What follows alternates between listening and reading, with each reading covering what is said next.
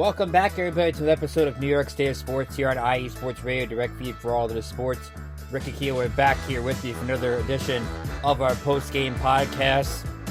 A few days ago, we thought that the Garden was going to get some celebrations for potential Game 5s. But the MSG teams starting to lose the mojo. Rangers were up 3-0 last time we were here. And then they play arguably the worst period of hockey they played this year, and now have to head back to Raleigh after 2 more days of rest for a Game 6 to try to avoid what would be one of the most prolific collapses in NHL history. Is it time for concern, or can the Rangers right the ship? The other New York team had a competitive game in Indiana in Game 3, and then they no-showed in Game 4 as they prepare for Game 5 tomorrow night. Is Tom Thibodeau's rotation problems the reason this team is struggling the way it is? I think the national media has been a little too hard on the former Bulls head coach. All that and more coming up next on New York State of Sports. We'll see you in a minute.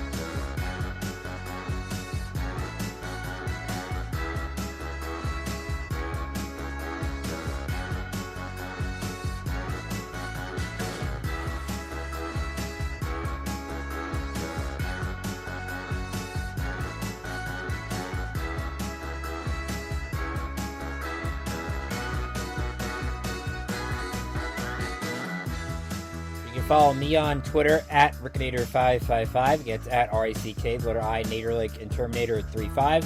Follow the show on Twitter at NY State Sports IE, or follow the network at IE Sports Radio, which is celebrating its 10-year anniversary this week. So, again, a great happy anniversary to this network that I've been here since January. I've enjoyed every minute of it. And it's a night like this where I get to share both knowledge and frustration with this Ranger team. And we'll get into that in a minute. I want to remind you, for the last 10 years, IE Sports Radio has brought you amazing content ranging from interviewing legendary athletes, coaches, and other authorized media personnel to building tailor-made shows dedicated to all major sports cities around the country, such as New York. Make sure to follow us at IE Sports Radio on Twitter, Instagram, Facebook, and TikTok to keep up with the latest in sports and with our shows. Also, check out our daily updated website, iesportsradio.com, for sports news, the IE Sports Radio blog, our Hall of Fame, Fans of the Month, pages dedicated to each podcast, our IE Sports Radio community forum, and stop by the shop and check out the merch. Thank you for making IE Sports Radio a direct feed for all that is sports. So when the Rangers won Game 3 in overtime almost a few days ago, you got the sense that this team was ready to continue the mojo, and you knew that going 16-0 in the postseason was not realistic. So they played Game 4. Igor struggles in the first period. Rangers actually come back, tie the game in the third, which is what they've done all year long. Big Brady Shea gets the power play goal, and you're like, okay. Even Rod Brindamore said after that game, the Rangers he thought played a good game. That's the Hurricanes head coach. The Rangers, you would say, didn't play their best, and still almost stole Game 4 on the road. So you had high hopes going into this Game 5. The Rangers had been so good at the Garden all year, and they only had one loss at the Garden this year when leading after 2 periods. But in reality, Carolina deserved this win. They did. As the Hurricanes took Game 5 of the Garden 4-1, a team that had struggled on the road in the postseason the last few years with this core, that a lot of people thought that the Carolina core was due for a breakup. They responded. And they responded without their top, with guys that weren't their top guys getting goals. No Aho, no Teravainen, no Gensel. The top guys didn't perform. You had a night where the Rangers won 67% of faceoffs. 67%. But didn't score on the power play. Again. And only put 21 shots on net. It looked like Frederik Andersen didn't have to work a sweat in net. And it's embarrassing. This Ranger team should feel embarrassed by the way it played. They did not play like a President's Trophy winner. They played like a team that wanted to not lose rather than go for the win. When everything was there for the taking. You go through it, first period, I thought Carolina dictated the play more. They were having much more great chances to score. Rangers had a small amount of chances. They came out fast, but couldn't score on Anderson. Igor made some big saves. And then Carolina takes a slashing penalty from Kuznetsov in the first period. So Rangers get a power play to end the first period. Chance to go into the second with some momentum. They don't score. Second period. You get another penalty. Dmitry Orlov roughs up Adam Fox. They just can't score. Then Jack Roslovic goes in the box for the trip. Rangers get a break in that Jacob Trouba is able to steal the puck in the zone, take it up the ice himself, get a goal, his first goal in the playoffs since 2022. And Trouba's taken a lot of heat because it seems that every time the Hurricanes score, it's with Trouba on the ice. The Jacob Trouba, Eric Gustafsson defensive pairing hasn't been the greatest in the last couple games. Nevertheless, to give Trouba credit, this Ranger team has scored 4 shorthanded goals in the playoffs. The Hurricanes still have not found the success on their power play, but it doesn't matter. If you told the Hurricanes that you would be in Game 6 with 1 power play goal, they would take it. They would absolutely take it. But Trouba scores. Rangers are up 1-0 going into the third. Carolina got a power play at the end of the second period on the Will Culley trip. But they outshot the Rangers 9-6 in that period after they were 9-9 in the first. So it seemed like while the Rangers were in good position, 1-0 lead, a team that had lost 1 game this season at home when leading after 2. A game that, yes, the Rangers are known for comebacks, but they've usually held leads. With the goalie in net that has been almost automatic. With the exception of the first period in Game 4. When the Hurricanes put up 3 goals. But then Carolina started to get aggressive. They started to attack offensively, kept the pressure on, and it paid off. Jordan Staal gets the puck in the middle of the zone, basically wills his way to the net after the pass from Orlov. He scores 3.5 minutes in, ties the game at 1. 3 minutes later, Capocacco takes a shot, ricochets off Anderson. Hurricanes start the attack. Artemi Panarin can't seem to find Evgeny Kuznetsov on a rebound. Kuznetsov scores. Keep in mind the Hurricanes bench Kuznetsov in Game 2. And he is starting to find it. His 4th of the postseason from Shea and Kokoniemi. 3 more minutes later, Jordan Martinook gets his 2nd of the postseason from Jack Drury and Martin Necas. It's 3-1. And then the Rangers, out of desperation, pull Igor Shesterkin with 3:44 to go. They get a chance on the power play. They had a power play opportunity earlier in the... Well, that was basically... They had a power play chance earlier in the period when Svechnikov shot the puck over the glass. So the Rangers looked like they were going to get a break because Carolina made a dumb penalty. Didn't work. They pulled the goalie with 3:44 to go. Rangers get a short-lived offensive chance. Necas fires a puck down the other end. Empty net goal. Good morning, good afternoon, good night. And sends the Garden crowd, which booed the Rangers in the third period. You could argue that's too harsh. I don't think it is. That team didn't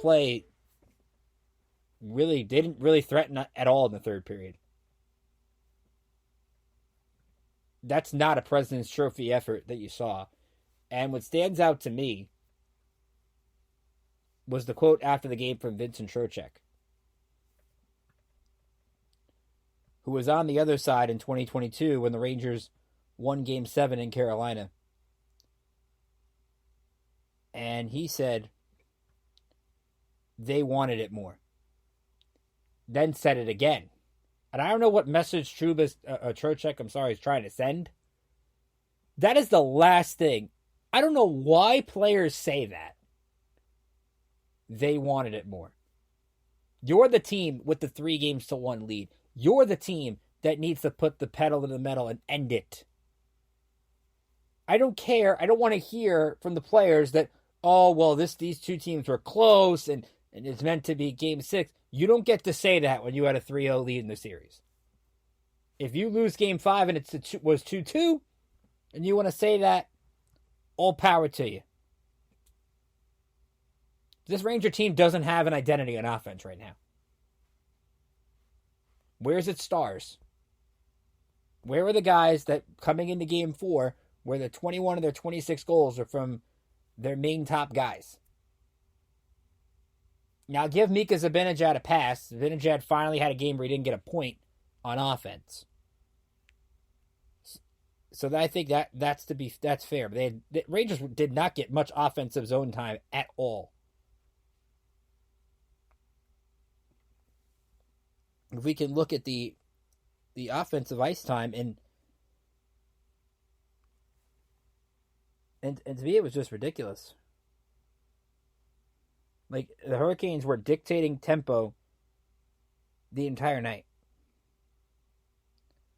But at the same time, again, I don't think you want to hear it from this team tonight that the effort that they wanted it more.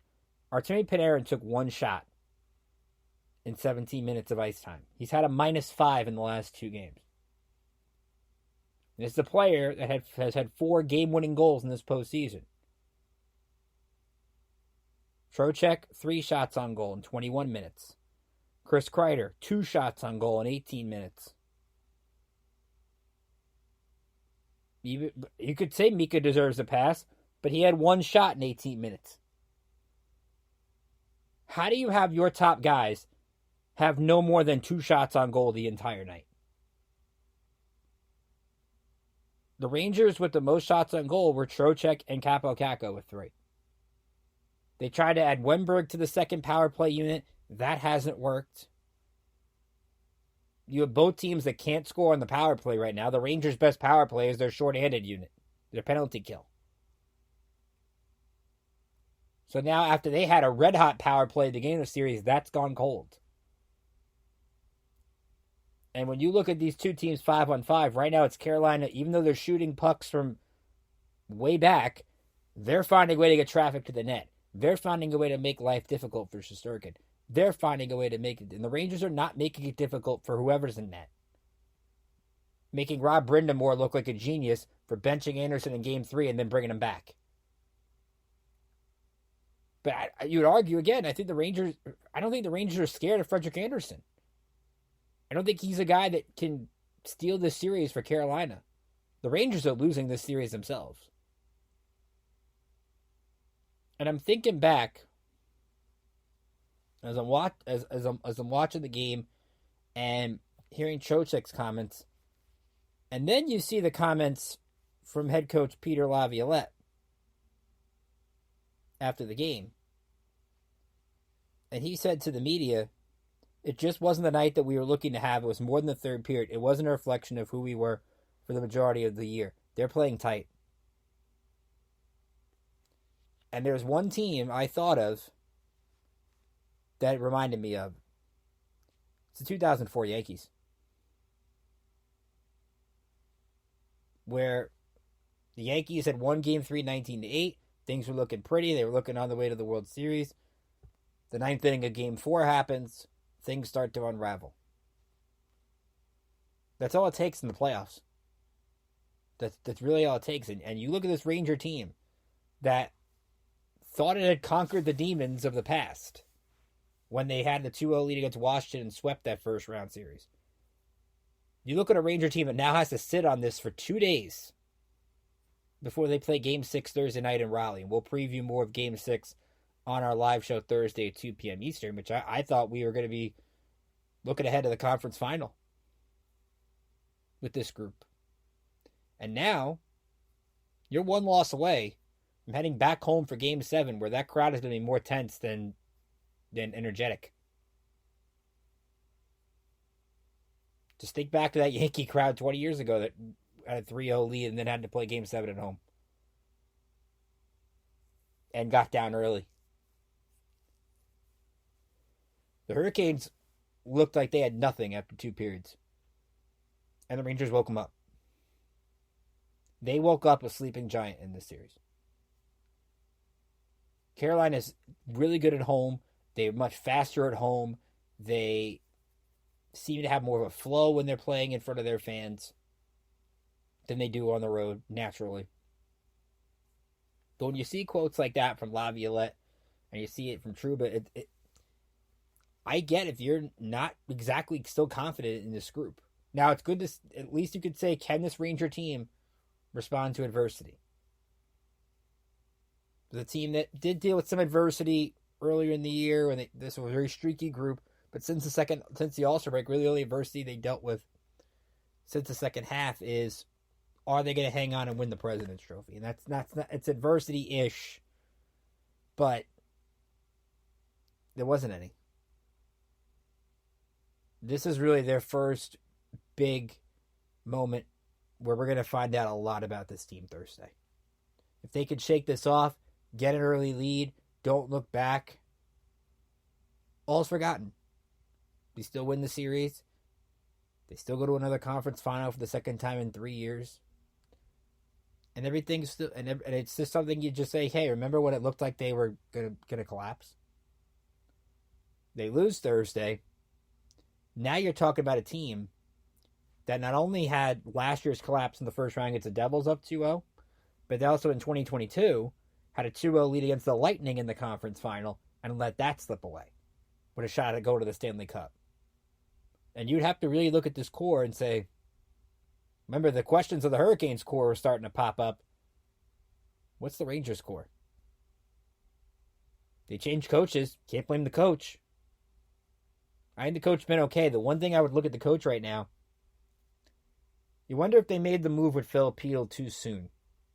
Now, Phil Peel didn't play in Game 4, did not play in Game 5. It doesn't sound like his illness is related to the concussion symptoms, which is great news. But still, you played a guy for one game, and now he's not in the lineup again. Blake Wheeler's been practicing, which is great. He was cleared for contact. But he's still ways away from playing, even though he's weeks ahead of his rehab. And props to him for trying to work his way back. But you look at a group, and I thought the fourth line did okay for the Rangers. Like, they added Matt Rempe back in. He looked pretty good, at a chance at a tip in early. Like, BC, Goudreau, and Rempe was not a bad fourth line. I thought the third line had some good chances, but that's besides the point. This is on the top line. It's on the top six in this team. Lafreniere had been great the last couple games. Top guys got to perform in closeout games. They just do. And I'm like, you look at the Kreiders, the Mikas, the Panarins, the Trocheks. They've got to deliver. They don't deliver. You watch a guy, Jake Gensel, constantly delivers against the Rangers. You watch Aho, who's around the puck at will. Carolina was scaring Igor the entire night, and you got the sense in that third period the Rangers were playing to defend the entire time. You heard Emily Kaplan's interview with one of the Rangers assistants, and all they talked about was defending. They had no ozone time in 2 periods. They were hardly ever in their offensive zone. How are you supposed to win games when you can't stay in your offensive zone? When you can't get rebound? Even if you can just get a prolonged possession, maybe you draw a penalty. I know people will think back to, well, the refs missed a cross-check on Brett Burns on Mika Zibanejad, or the refs missing, the Carolina had too many men on the ice on a power play, which would have given the Rangers a 5-on-3. But when you get those chances, you've got to convert. And when they were down 3-1 in the third and they got the Svechnikov penalty, you feel like weeks ago the Rangers would have got a power play goal on that and woke the crowd back up and got into it for the comeback kids that they've been this year. Begs the question. We're going to find out a lot about this group over the next 48 plus hours. How they respond to it. And if those players thought that, if some of those players in that locker room thought this was going to be easy, they got another thing coming. They woke up a sleeping giant. And that place in Raleigh is going to be electric Thursday. Because the Hurricanes believe they had a shot. First time this series that a game wasn't decided by more than a goal, by only one goal, was their victory. And the Hurricanes could tell you, bounces puck here or there, they'd be the ones ahead, maybe even winning this series. The margin was not as big as you think being up 3-0, but the fact of the matter is you're up 3-0. Doesn't matter how big the margin of victory is. But we'll see. And if anything, even if the Rangers, let's say, win this in 6, you have the other Eastern Series where Florida's a win tomorrow night against Boston, or Tuesday night if you're listening today, from winning their series and getting more rest. When you could have had that. Rangers will try to seal the deal in Game 6, and you could seal the deal with Seal the Deal Wax Seals by Cecilia B. You just finished your very own wedding or baby shower invitations. You're looking for that extra special touch. Maybe you just wrote a letter to a relative or friend and you want to add to their smile when they receive it. Then seal the deal with Cecilia's handmade sealing wax stamps for your invitations, letters, and gifts. You bring the deal, we'll bring the seal. Follow them on Instagram at sealthedeal_wax stamps, or just search Seal the Deal Wax Seals on Facebook. So we'll take a break. Let's talk Knicks. Great effort in Game 3. They were up 2-0 in Game 4. That was it. And now they get set for Game 5 later tonight at Madison Square Garden. What do they have left? Do they have anything left? And let's talk about the national criticism that Tom Thibodeau has been receiving and whether or not it's merited. You're listening to New York State Sports and IE Sports Radio, direct feed for all that is sports. We will be right back after this.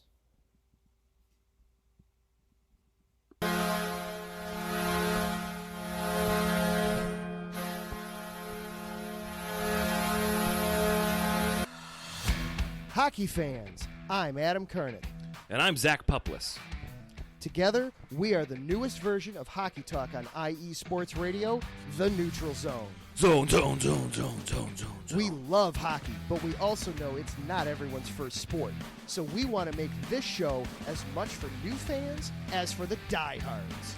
Whether you can name all the Swedes on the 08 Red Wings Stanley Cup team, or if you can't tell if Varlamov is a goalie or the latest trendy vodka, we're here to help.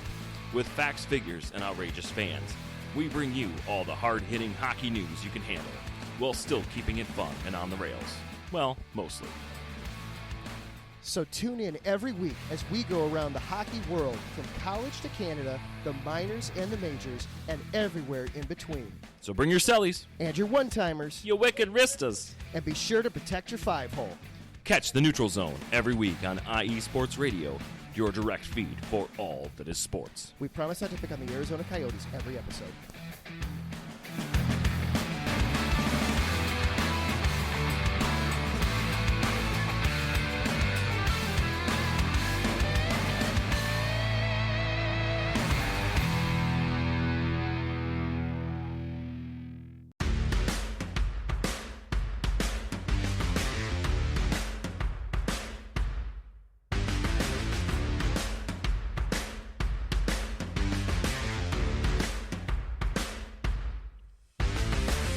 IE Sports Radio fans, this show is brought to you by Planet Jerky Premium Brisket Beef Jerky.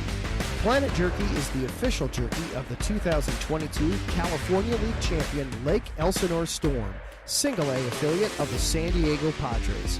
This all brisket jerky has gluten-free options, contains no MSG, no sodium nitrate, is low in sugar, and high in protein. Go to their website at planetjerky.net and follow them on Instagram at Planet Jerky.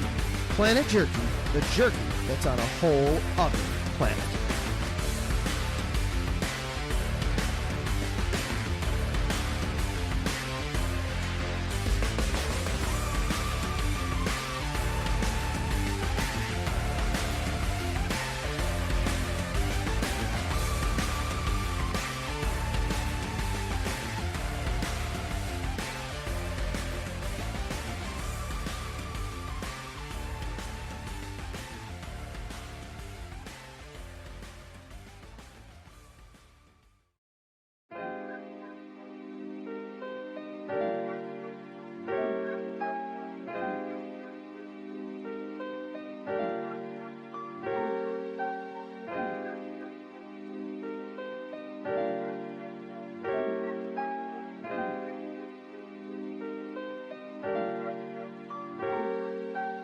Hello, ladies and gentlemen. My name is Davidson. It's your boy Dentarius Lava. And we are the hosts of Fast Break here on IE Sports Radio, where we discuss everything in the world of basketball from prep to the pros. You guys should definitely check us out, man. Sunday, 8 p.m. Eastern, 5 p.m. Pacific. We got all the basketball information you guys need, so we look forward to you guys listening in. And please do, because we are the best basketball show on this side of the Mississippi. And please do check us out on Twitter at FastBreakISR. D-Lock, where's our time again? 8 p.m. Eastern, 5 p.m. Pacific. That give you guys plenty of time on a Sunday. Tune in.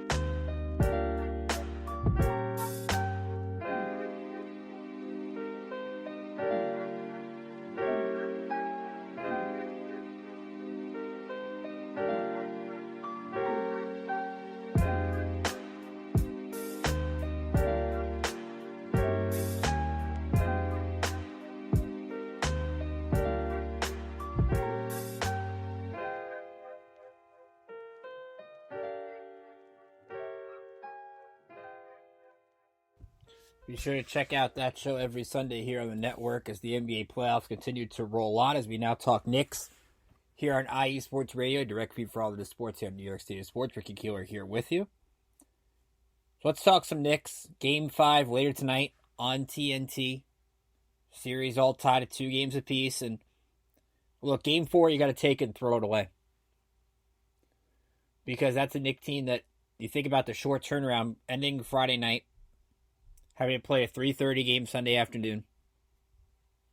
A team that already has a point guard in Jalen Brunson who's not 100%. And he goes for 18 points, doesn't make a single three-pointer. Josh Hart goes for 2 points and 1 of 6 shooting.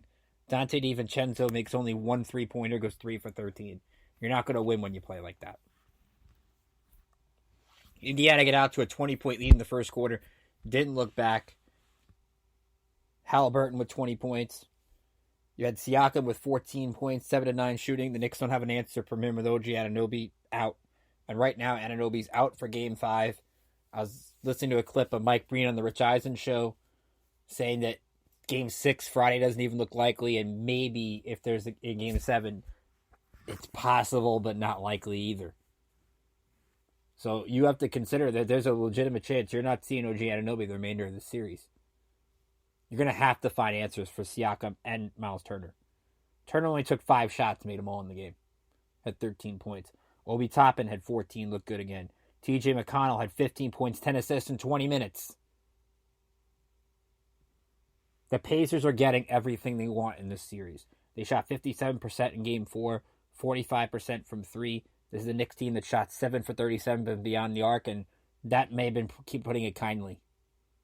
They didn't make shots. Some of this team can't make shots. They're not going to win. Because you look at this Pacer team, Indiana easily puts up 110. You would wish the Knicks could keep them at least in the low hundreds, but they haven't been able to do that. The Pacers have been able to change the tempo and also beat them on the glass at times. Rebounding edge in Game 4, 52 to 43 for Indiana. Points in the paint, 60 to 40 in favor of the Pacers. Knicks turned over 14 times. Pacers did as well. You have to maybe keep in mind some of those might have been when the game was already out of reach.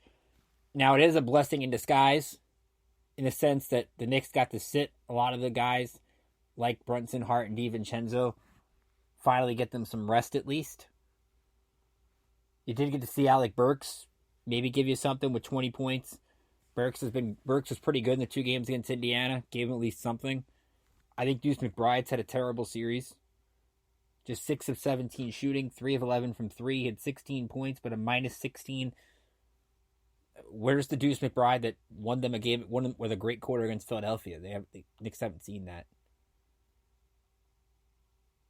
And it begs the question for a lot of national media going into Game 5 about Tom Thibodeau and not using as many players or playing his guys too long. Chandler Parsons, who's one of the hosts on the Run It Back show on FanDuel, said about Tom Thibodeau, this is why the players poll came out with guys that don't want to play for Tom Thibodeau, because it doesn't last. You can't sustain it in such a long season. But it's not just Chandler Parsons. Charles Barkley was talking about the same situation involving Tom Thibodeau. And when he talked about it, and you see a lot of people basically saying he feels bad for the Knicks because of the way that Tom Thibodeau coaches. Talk about how you can't just run guys into the ground. Now here's the problem with what the national media is saying here. You look at these Knick injuries. These aren't injuries because they haven't received any rest. You could make the argument that Anunoby could be with the hamstring because he's been playing about 40 minutes a game. Maybe. But Julius Randle didn't get hurt because of playing too many games. He got hurt on a basketball play. Mitchell Robinson hadn't really been playing all year. Could have argued he aggravated the injury from Joel Embiid. It's not Tom Thibodeau's fault. Bogdanovich, dealing with the wrist stuff and the foot stuff. How's that Tom Thibodeau's fault? This is a Knicks team, and Tom Thibodeau, to me, is getting a bad rap, and it's basically based off past reputation. That's why this series is so big for Thibodeau. This Knicks team needs to get to a conference final, or he's going to keep hearing it. And it's going to make Knicks fans wonder, can this coach get this team where it needs to go? Now, injuries, I think, are a legitimate argument for this team. But think about what we're really complaining about. We're now complaining about guys playing too much. In a league where we complain like crazy about load management, were we making requirements of playing 65 games just so guys are eligible for awards? And we're talking about that when a guy plays 48 minutes, we're like, that's crazy? It's the playoffs. And you're going to make the argument that because Jalen Brunson doesn't sit in a February game against Charlotte, that's going to cost the Knicks a playoff spot or a chance to advance in the playoffs. Give me a break. That's ridiculous. Jalen Brunson could have hurt his foot easily in any game. Happened to hurt in the playoffs. What are you going to do? It's not Tom Thibodeau's coaching style doesn't correlate to injuries after injuries after injuries. It's such a myth. It really is.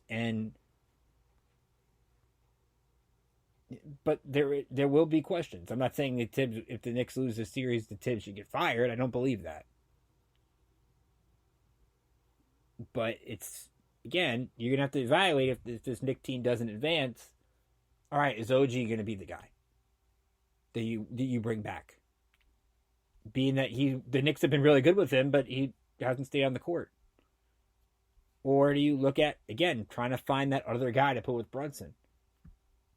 Or trying to find that guy that could take them that next step? But this series has been close, and as the Pacers head to the Garden, they feel confident. They just had a blowout win.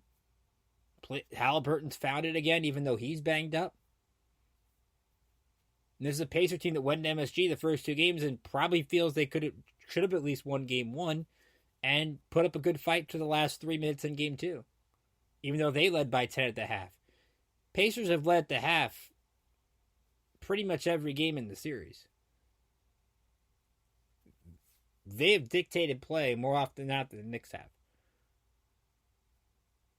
But that's where, if you're the Knicks, you don't want to have to feel that because you blew game three, the series slipped away. You had a 9-point lead in the fourth quarter with a chance to go 3-0, which would have probably wiped the will away from the Pacers.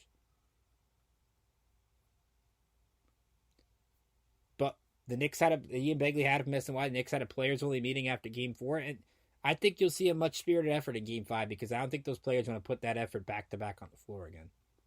Not in that arena. Not in front of those fans. Especially after what some of those fans saw with the Rangers. This is a big one for the Knicks. You win this, you at least look at Game 7 as your worst case scenario. Where it's do or die one game, and it's one game further than you got a year ago. You lose, and you're staring at what I didn't think was likely, Indiana winning 4 in a row. Look, they have to wipe Game 4 away from the memory bank. They have to. It's one of the Knicks' worst playoff losses in terms of margin in franchise history. It's a game that,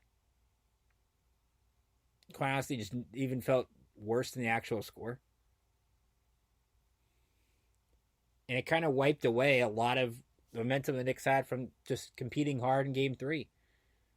But when the Knicks are going to play, you would think a close game. Right now, Indiana, I believe, is favored in Game 5. Now I get the actual line. It's from ESPN Bet. No, actually, it flipped. Which is actually weird to say this. I believe I saw a few days ago, after Sunday, the Pacers were favored. So the Knicks right now, according to ESPN Bet, are favored by 2.5.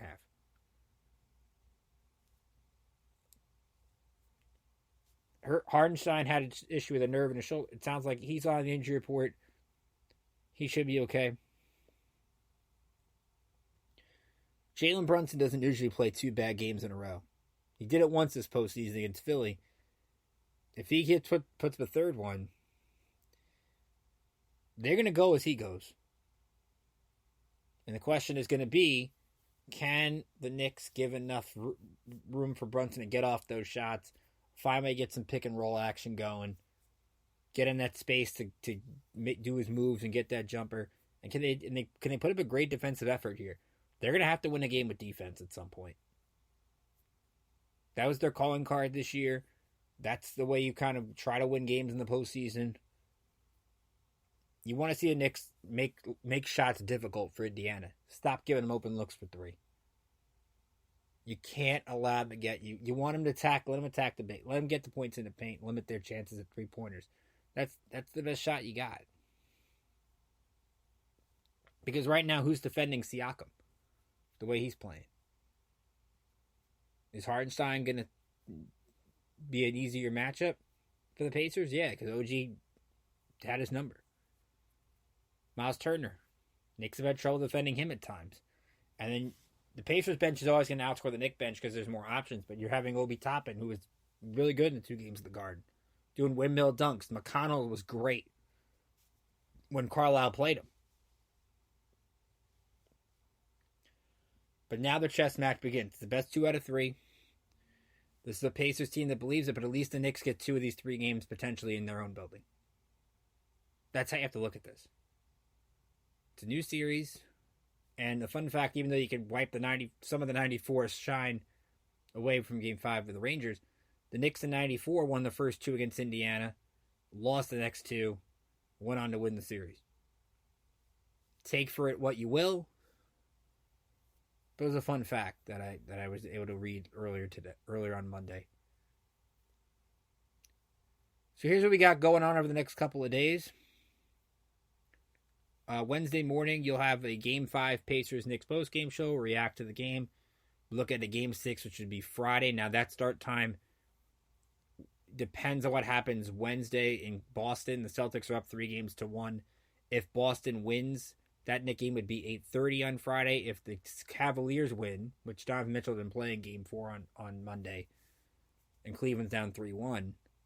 If the Cavs, though, do pull off another win in Boston, the Knicks would play at 6 o'clock on Friday. Because there would be a doubleheader on ESPN. Rangers will play 7 o'clock on Thursday. If there is a Game 7 in MSG, it would be Saturday. So there's still a chance you could have back-to-back Game 7s over the weekend at the Garden. You thought back-to-back Game 5s was going to be pretty good, where like you have one team trying to close it out and maybe close out, and the other team trying to take a 3-2 lead in the series. One team couldn't get it done, can the other. So we'll have that for you Wednesday. We'll have our live show Thursday at 2 p.m. Eastern, our special 10th anniversary show. We will look ahead to Game 6 more of Rangers Hurricanes after we've dissected this Game 5. we'll try to wipe it away and look at what the Rangers could do differently in Game 6, if they're going to do anything different at all. I was talking to a friend of mine who brought up the suggestion of Jonathan Quick. I wouldn't do it. I think Igor's earned that right to keep trying through this. There's money to the early stage of the playoffs. He's got to get himself out of it. To me, you got to change things. If you're going to change it, you change the lines. That's really all you can do. But we'll dissect it a little bit. We're also going to do our best New York athletes to wear the number 10 for each local team. You can make the case for your favorite player as well. You can email me, rickjkeeler@gmail.com, so we'll do that. And then Thursday night, Friday morning, we will have a Rangers-Hurricanes Game 6 post-game show, either recapping a Rangers conference final berth or looking ahead to a do-or-die Game 7. Did not think I was going to be saying that a couple days ago. But you'll have a Knicks show, a regular show, and a Rangers show all over the next 3 days. I had some technical difficulties, which caused the Game 4s not to go up as soon as I would like to. But we're back, and I'm happy to be here for you guys. It's going to be a great week at the network. All the shows doing something cool to honor the 10th anniversary. It's great. I'm excited for this week of games. It's a fun time. But you had a rough night in New York. The Rangers lose. The Knicks having a rough go of it, and the Mets lose a game in where a called check swing is ruled a ball, and Edwin Diaz blows a save after they had just won the Brandon Nimmo walk-off the night before, which was a great finish. After all the good momentum New York had, it's starting to feel like it's snowballing. But we'll see if they can dig themselves out. So what was thought was going to be a celebratory post-game is one where you're left looking for answers. You're left wondering if a team that won the President's Trophy, that had won 9 in a row, dating back to the end of the regular season, they weren't going to go 16-0, but nobody expected this. And it's now time for the Rangers to see if they can lift themselves off the mat and get past a pesky Hurricane team in a building that they did win Game 7 2 years ago. Can they find a way to get another defining win in that building? Or will it be Game 7, all hands on deck, any bounce of the puck can happen? We're going to find out. And the Rangers will have to stew on it for 48 hours like all of you at home will. The Knicks won't have to wait that long. Game 5 tonight. Can they get up 3-2? Can Jalen Brunson find one more big game of 35 to 40 points and get this team a victory? Can Josh Hart find his shot? Or will the Knicks go to Indiana on Friday playing for their season? Lot to dissect. Again, follow me on Twitter at Rickinator555. Follow the show on Twitter at NYStateSportsIE. Follow the network at IE Sports Radio. And please email me, rickjkeeler@gmail.com, for your thoughts during this postseason, questions, comments. I would love to hear from you. And we also have the NFL schedule release coming out this week. So Thursday we'll talk the Giants and Jets schedule and some of the notable games on it. This is going to be a fun week. I'm glad you're here along with me for the ride. So from all of us here at IE Sports Radio and for New York State Sports, Ricky Keeler saying enjoy the rest of your day. Enjoy Pacers Knicks Game 5. And I'll see you back here on Wednesday morning.